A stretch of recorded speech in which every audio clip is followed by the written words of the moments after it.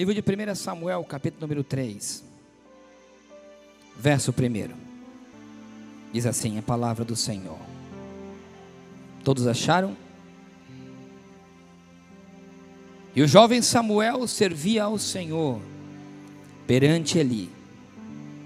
E a palavra do Senhor era de muita valia naqueles dias. Não havia visão manifestada.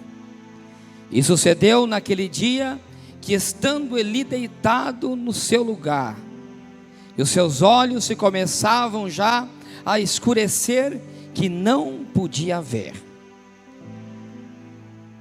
Estando Samuel já deitado, antes que a lâmpada de Deus se apagasse no templo do Senhor. Quero que você repita a parte B desse versículo que vai intitular essa mensagem. Antes que a lâmpada de Deus se apagasse no templo do Senhor. Quando eu leio essa palavra, me chama a atenção que diz antes de que a lâmpada se apagasse. Isso quer dizer que chegou um momento em que a lâmpada de Deus, ela se apagaria dentro do templo. Essa história, ela conta a história de um homem, de um sacerdote, de um líder chamado Eli, que já estava velho. Ele se encontrava já de braços cruzados, enquanto que os seus filhos faziam o que queriam dentro do templo. Se prostituíam na porta do templo com prostitutas. O filho do pastor, naquela época, então vamos traduzir assim, metia a mão na oferta que era de Deus. Chega o momento, resumindo a história, que aquele sacerdote, vendo tudo isso, continuava com seus braços cruzados. Quando ele viu que a lâmpada de Deus se apagou dentro do templo e que a arca foi roubada, aquele homem que tinha um ministério profético, ele cai de costas da sua cadeira e morre desnucado. Existe uma frase muito famosa que em hebraico significa, que diz assim: e acabou, foi-se a glória de Deus sobre Israel. A lâmpada de Deus tinha se apagado. Quando a gente fala de lâmpada se apagar, se nós apagamos essas luzes, isso vai se tornar o quê? Uma escuridão. Tudo se torna escuro. O candelabro que relata essa palavra era uma espécie de um porta-velas com 7 pontas. E o azeite era derramado naquele lugar. E Samuel, aquele moço, aquele jovem, começava o seu ministério. E ele tinha, a sua tarefa era não permitir que a lâmpada se apagasse. Ele tinha que trabalhar durante a noite. Levantava de turnos em turnos para derramar o azeite naquelas lâmpadas, para que a lâmpada não se apagasse. Quando a gente se fala de apagar as lâmpadas, se fala de escuridão. Quando a gente se fala de escuridão, se fala de algo chamado trevas, porque diz o livro de Gênesis que o Senhor, ele separou o dia, a luz ele chamou de dia, e a noite ele chamou de trevas. Interessante que muitos de nós, temos medo de escuro. Temos. Se você sair numa rua escura aqui pela rua, se não tiver uma luz iluminada, eu posso ter certeza que em 2 quadras que você caminhar na escuridão, vai bater um medo em você, de que de repente um assaltante pode vir e te roubar. Tem pessoas que têm pânico da escuridão. Tem pessoas que não podem dormir com a luz apagada, que têm medo do escuro. Outras pessoas, e quem relata muito interessante isso, e tem pessoas que entram num vale de escuridão, que quando as coisas começam a se fechar, quando a lâmpada de Deus desaparece da vida de uma pessoa, e ela entra num colapso de escuridão, ela entra num mundo de trevas, e o medo toma o seu coração. E existe um versículo que relata muito bem o que eu estou dizendo, que é o que está escrito em Jó, capítulo 10, 22, diz assim: terra escuríssima, como a própria escuridão, terra da sombra da morte, e sem ordem alguma, e como a luz é como a escuridão. Aquele homem relatava num momento muito difícil da sua vida, em que as suas esperanças já tinham terminado, em que ele já não tinha mais uma luz no fim do túnel, e a sua única esperança se chamava Deus. No momento de grande escuridão ele passava. A escuridão nos coloca medo. Tinha 7 lâmpadas acesas no candelabro. A Bíblia fala de 7 vales. Eu não vou poder relatar os 7 vales, mas eu quero relatar 4 vales. 4 vales que homens de Deus passaram na Bíblia. 4 vales que de repente na sua vida se tornaram uma escuridão. O primeiro que eu queria falar era o vale de Gerar. Capítulo 26 do livro de Gênesis relata que Isaac começou a passar fome, e com a sua família ele vai morar justamente na terra dos filisteus. Faz uma aliança com o rei filisteu chamado Abimeleque. Abimeleque deixa Isaac viver com a sua família. Porém, de repente, Deus começa a abençoar a vida de Isaac. Ele começa a prosperar, e os olhos dos filisteus começam a crescer sobre a vida dele, e começam a se levantar contra a vida de Isaac. Ele abria poços, os filisteus iam e tomavam os seus poços. De repente ele começou a ir cada vez mais para o deserto, e chega o momento da sua vida em que tanta afronta que ele teve, ele fica praticamente com toda a sua família à beira da morte, pela afronta da inveja de que o inimigo tinha levantado contra a sua vida. O vale de Gerar, ele se chama o Vale das Afrontas. Existe um outro vale chamado Vale de Hebrom. O Vale de Hebrom é um vale muito interessante. É o vale aonde José, o seu pai, manda José a ver os seus irmãos que pastoreavam ovelhas no Vale de Hebrom. Quando ele chega, aquele moço, para entregar comida, levar a comida para os seus irmãos e pegar um pouco de notícias para saber como eles estavam, para levar para o seu pai, a inveja toma o coração novamente daqueles irmãos. E eles pegam aquele menino, jogam dentro de um poço, acabam com as suas esperanças e transformam a vida dele numa escravidão. O Vale de Hebrom é chamado o Vale da Escravidão, o Vale da Prisão, o vale em que alguém entra por uma afronta, entra por uma situação tão difícil, entra no fundo do poço, numa escuridão tão terrível, que ele se torna aprisionado, escravizado. Existe um outro vale, que se chama o Vale de Baca, que está em Salmos de número 84. O Vale de Baca é algo muito interessante. O Vale de Baca é um deserto, do caminho da Palestina, do Mar Morto, sentido a Jerusalém. O povo de Israel, quando iria adorar a Deus, uma vez por ano em Jerusalém, eles tinham que passar pelo Vale de Baca. O Vale de Baca eu passei uma vez. Realmente, irmãos, é tenebroso. Passei perto do meio-dia. Era aproximadamente meio-dia e 1h. O sol é escaldante. A única coisa que você encontra no Vale de Baca é árida, uma terra árida, não tem água, seca, pedras, poeira e solidão. Você não encontra uma árvore no Vale de Baca. E aquelas pessoas, quando elas chegavam vindo de uma grande peregrinação, porque elas queriam ir para Jerusalém para encontrar ao Deus deles, eles se paravam no Vale de Baca, e aquele momento era um momento de lágrimas, porque aquele lugar não passava. A única coisa que eles encontravam era pedras no seu caminho. A única coisa que eles encontravam era uma terra árida, que não tinha fertilidade. Eles passavam por uma luta. Antes de eles chegarem em Jerusalém, eles tinham que passar por um vale. Por isso que se chamava o Vale de Lágrimas. Baca, no hebraico, significa choro. Lágrimas saíam do rosto daquele povo. Eu queria falar de um outro vale que se encontra na Bíblia. O Vale dos Ossos Secos, do livro de Ezequiel, capítulo número 37.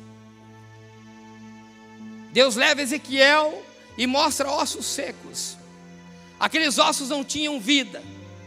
Aquilo tem um significado para mim e para você. Eu quero ser bem objetivo. Aquilo que se chamava o Vale da Sombra da Morte, se encontrava Ezequiel.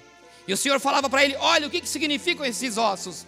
Ele com certeza no seu coração ele dizia: isso é morto, isso não tem vida. E o Senhor dizia: profetiza a vida, que o Espírito Santo de Deus vai fazer reviver esses ossos. Escute, pastor, o que é que isso tem a ver com a escuridão? Porque todos os vales, quando nós nos encontramos em situações extremas, nós entramos num final de um túnel, num túnel de escuridão, em que as coisas parecem que já não tem mais luz. Quem sabe você passa por um vale de afronta. Quem sabe a sua lâmpada já está se apagando. Porque quando você está numa situação muito difícil, por mais que você saiba que exista Deus, por mais que você saiba que Deus está com a sua mão sobre você, parece que você diz assim: meu Deus, aonde é que o Senhor está? Eu não vejo luz sobre a minha vida. Eu peguei esses 4 vales de exemplos, porque mostrava situações críticas de um povo que pertencia ao povo de Deus.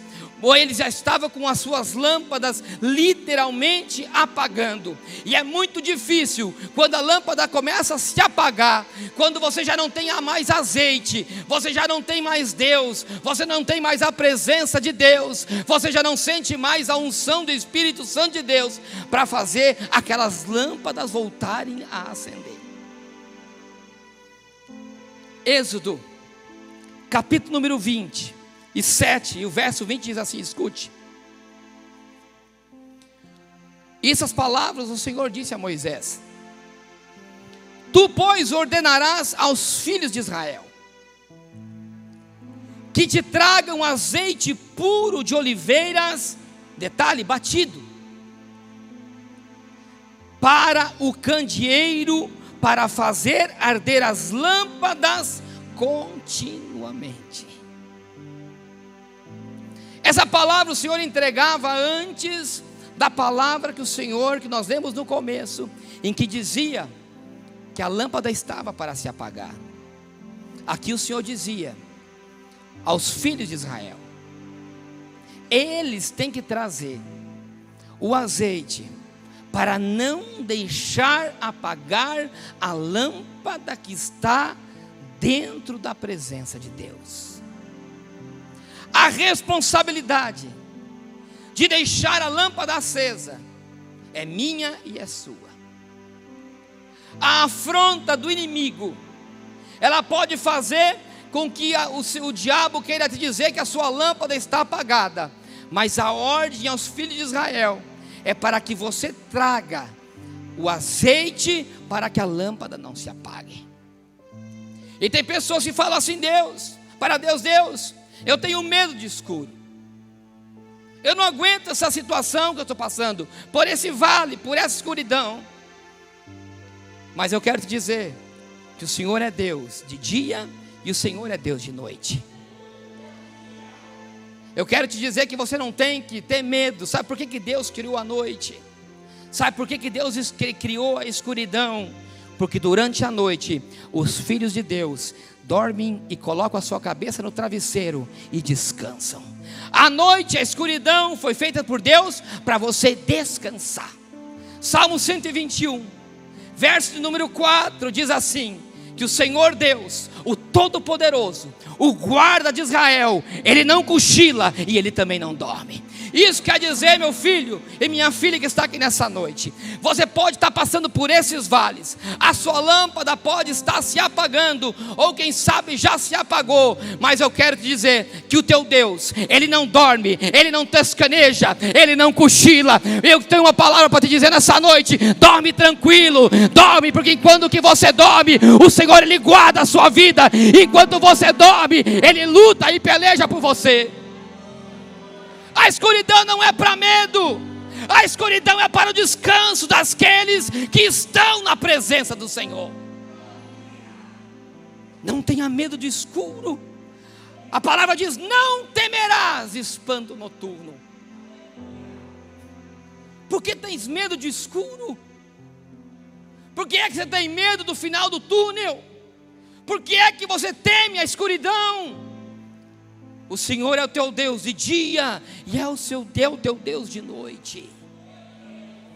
Agora, durante a noite, você tem o dever de manter a lâmpada acesa. Diz a palavra do Senhor que a ordem era para trazer azeite de oliveiras batido. Interessante é que, se você conhecer o processo de fabricação desse azeite, a tua mente ela vai começar a mudar. O azeite batido era diferente do azeite virgem de oliva. O Senhor pedia para trazer o azeite batido para acender as lâmpadas. Ou seja, o azeite que ele queria que trazia era o azeite de maior qualidade. O azeite que acende a lâmpada é o azeite das primícias do Senhor. O azeite que acende a lâmpada é o azeite daquele homem, daquela mulher, daquele crente, daquele jovem, e que as primeiras coisas são para o Senhor. As suas primícias são para o Senhor. O seu dízimo, em primeiro lugar, é para o Senhor. Ele não paga primeiro a conta dele, ele separa primeiro os 10% e entrega ao Senhor. O azeite que acende a lâmpada é daquele homem, é daquela mulher, daquele jovem, e que ele não deita no travesseiro, por mais cansado que esteja, e sente dizer: obrigado, Senhor, por esse meu dia, esteja comigo no meu sono. O azeite batido do crente não é daquele crente que levanta de manhã cedo e ele não sai para a rua sem antes se ligar para o céu e dizer pelo menos: Senhor, abençoa o meu dia que hoje começa. O azeite mais puro era tirado das oliveiras que eram negras. Quem conhece uma oliveira vê que dentro de uma árvore de oliveira elas não amadurecem todas no mesmo tempo, como uma laranja, como uma maçã. Amadurecem algumas mais cedo, outras mais tarde. Existiam pessoas, Elias, naquela época, existiam povos de Israel que eles iam e sacudiam aquelas árvores, colocavam panos embaixo, e todas as azeitonas que caíam, as verdes, misturada com as maduras, misturada com galho, com folhas, todas elas iam para a prensa, e aquele azeite que saía, ele usava para qualquer coisa. Ele usava para colocar a lâmpada do candeeiro, ele usava para colocar para curar as feridas, ele usava para cozinhar, ele usava para todas as coisas. Mas o Senhor pedia para que seja trazido azeite batido. O azeite batido era aquele em que o homem, que a mulher de Deus, ele chegava numa oliveira e ele arrancava fruta por fruta. Ele escolhia a mais linda, ele escolhia aquela que era mais carnuda, ele escolhia aquela que estava madura, e essa ele colocava numa cesta. Ele chegava na sua casa, ele separava os galhos, as folhas, as impurezas, aquelas que tinham uma mancha, ele tirava fora. Aí ele pegava aquelas azeitonas, colocava numa espécie de um pilão e socava. Recolhia todas as azeitonas e colocava num cesto. Ali ele pisoteava com os seus pés, e debaixo daquele cesto, dentro de um outro cesto, e dentro de um outro cesto, e dentro de um outro cesto, ele pisava. Sabe por quê? Aquilo funcionava como uma espécie de coador.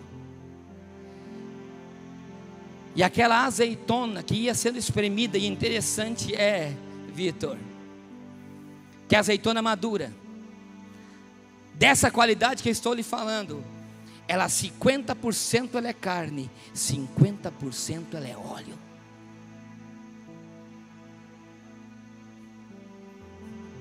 %50 da azeitona que era pisoteada era óleo, o outro 50% era carne. Era desse tipo que saía um azeite puro. Aquele azeite era separado e levado em primeira instância para onde?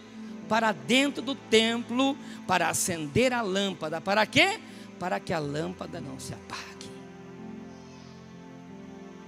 Escute. Sabe quem que é azeitona? Azeitona é você. O Senhor, Ele te pisa. O Senhor, Ele te esmaga. O Senhor, Ele quer uma azeitona madura para tirar o óleo. O Senhor, Ele quer uma azeitona pisada por Ele, pelos seus pés. Aquele azeite que vai sair é o que vai deixar a chama acesa. Deixa Deus te pisar, deixa Deus te espremer, que é daí que vai sair o azeite batido.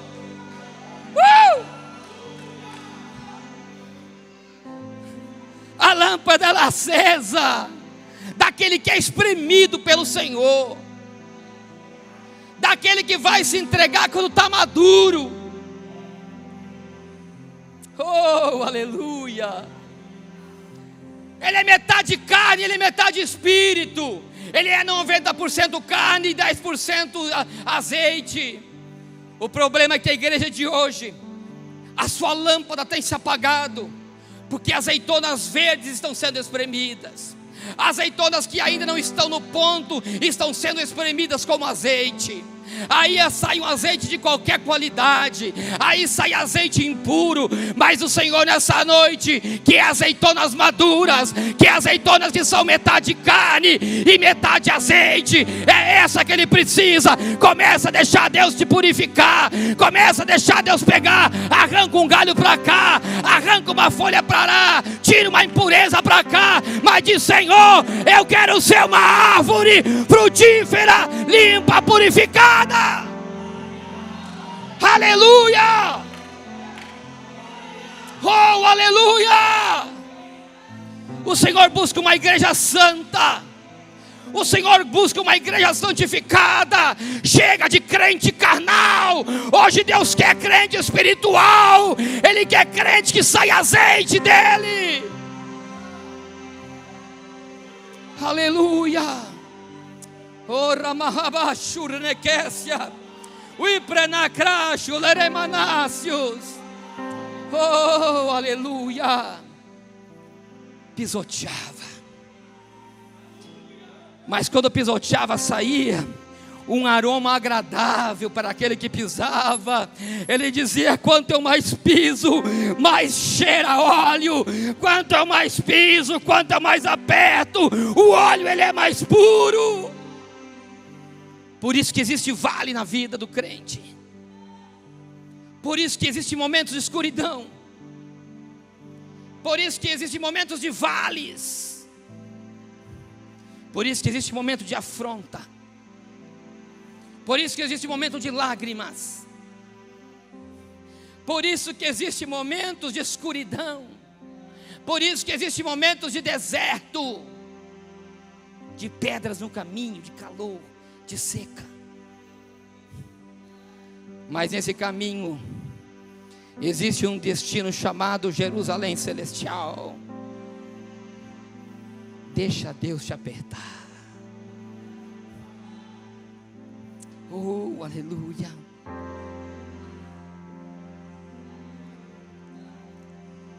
Aleluia. José foi traído pelos seus irmãos. Antes de ser jogado como escravo e vendido, ele foi traído por aqueles que ele foi levar comida. Colocado num poço, vendido como escravo. Mas existia uma essência no DNA de José. Vou contar uma história verídica para vocês. Uma moça crente chamada Andréia, virgem, conhece um moço na igreja. Todas as coisas encaminhavam bem. Parecia o casamento dos sonhos, pastor. Se casa, vinham para a igreja, cultuavam juntos. Ele tinha um ministério, ela tinha outro. Ela muito queria ter uma filha. Ela fica grávida. Quando ela fica grávida, a alegria estava no seu coração. Ela fica grávida e era de uma menina. Ela diz: essa menina se chamará Jéssica. E ela muito esperava, arrumava o quarto da criança, porque ela dizia: essa é a minha herança. Então chega o dia de ter a luz, e tem a luz a sua criança nasce normal, aparentemente normal. Passa-se alguns dias, ela verifica que a menina não tem os movimentos normal como a criança tinha. Parece que a sua menina não ouve, parece que a sua criança não vê. Ela leva a criança para o médico e se encontra um problema encefálico. O seu cérebro era reduzido pela metade. Surpresa, ela tendo o diagnóstico. Aquela doença tinha sido desencadeada porque aquela criança tinha uma doença a mais. Aquela criança era portadora de uma doença venérea chamada sífilis. Quando ela descobre aquilo, ela fica sabendo que o seu príncipe encantado, aquele que estava com ela na igreja, era um prostituto de primeira grandeza. Aquele homem manteve relações sexuais com a sua esposa, e a enfermidade se passou para quem? Para a criança, desencadeando um problema encefálico. Quando o homem descobre aquilo, em vez de ele encarar, pastor, em vez de ele realmente declarar o que era, ele foge, abandona ela ainda com aquela criança. Aquela criança cada dia piora mais. Aquela criança, ela vai parar numa UTI. Aquela mulher não dormia, porque ela queria a herança que Deus tinha dado para ela. Um dia os seus pais dizem: filha, vai para casa, vai descansar, você já não dorme há quantos dias? Aquela moça vai para casa, e quando ela volta para o hospital, encontra seus pais chorando. A sua princesa tinha morrido. Então todos estavam em lágrimas. Aquele homem tinha afrontado a fé daquela mulher. O quê? Um vale de Gerar. Tudo naquilo que ela acreditava e que ela apostava, aquele homem tinha traído a sua confiança como José. De um lado fiel, do outro lado prostituto. Aquela mulher, ela entra num vale de lágrimas. Ela entra num vale de Baca. Porque ela chora a perda de um ser tão querido, de algo que ela tanto esperava. O sonho de uma moça virgem da igreja começa a desmoronar em 9 meses. Tudo que ela tinha sonhado, todos os sonhos que ela tinha almejado, começam a ir por água abaixo.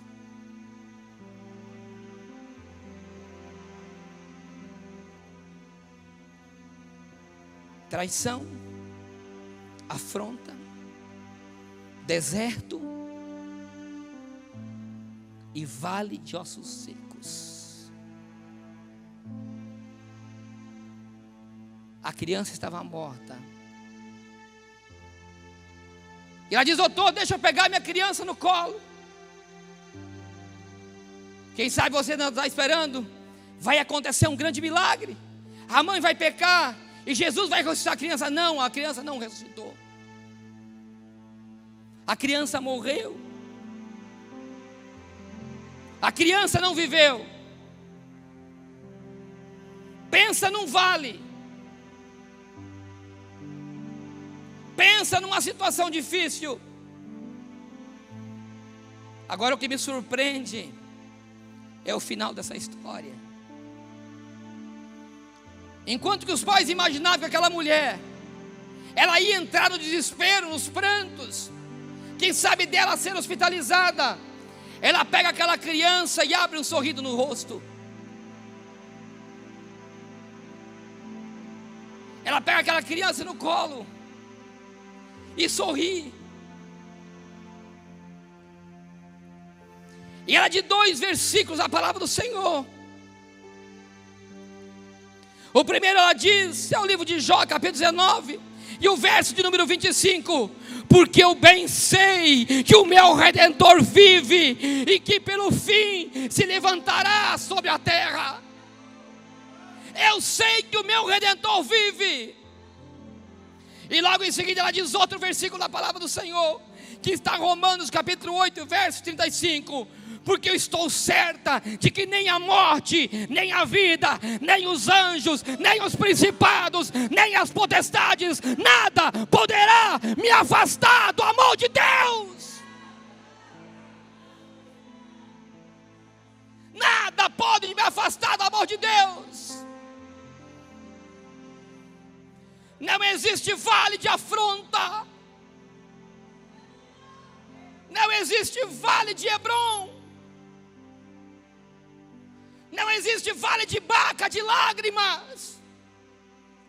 Não existe vale de escravidão. Não existe vale de ossos secos.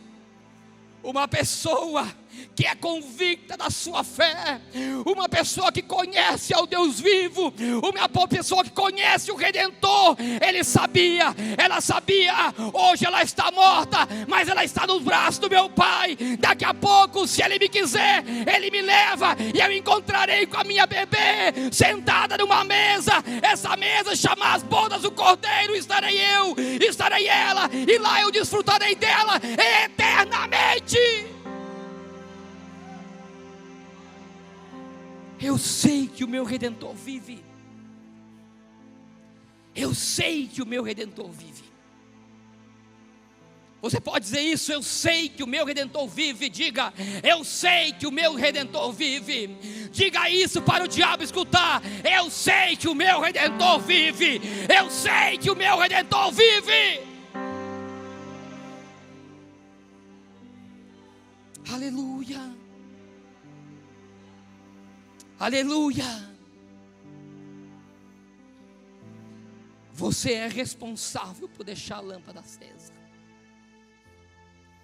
Quando você se torna espiritual,